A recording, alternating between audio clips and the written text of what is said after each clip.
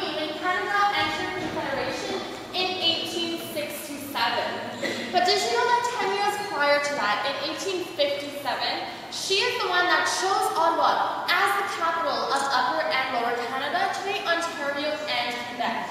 But she had a lot of choices. She had Kingston, Toronto, Montreal, Quebec, all bigger and more modern cities. But why do you think Queen Victoria chose Ottawa? It was geography reason, then it was because population was not so big, so not so many people would probably arrange for riots. And then there was a third reason. Yeah, absolutely. So geography is a big reason. It is between Ontario and Quebec, so a great compromise between two different languages and two different cultures. It also has a river, it's on a hill, and it is further from the American border, so a lot easier to defend. Something about the portrait of Queen Victoria. This portrait was saved from 4 different fires.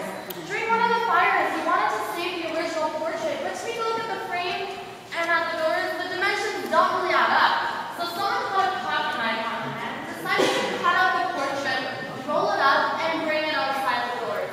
So that's why the dimensions are not original. Her dress on the left side is cut off, as well as her crown on the right side.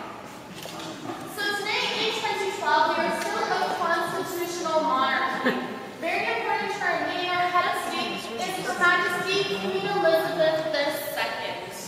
But she is also the head of state of 16 different countries. So here in Canada, we have a representative of the Crown, a resident head of state, which role? The Governor General, absolutely. His Excellency, the Right Honorable David Johnston. So really, he does what the Queen does, but for us, for the country. For example, he is Commander-in-Chief of the Canadian Army, and he is also the one that gives royal assent to our bills. So once again, speaking about the legislative process, for a bill to become a law, it needs the approval of the Queen or the Governor General. So they hold a ceremony, sometimes in the Senate, where the Governor General will simply not give his approval, for a bill to become a law officially here.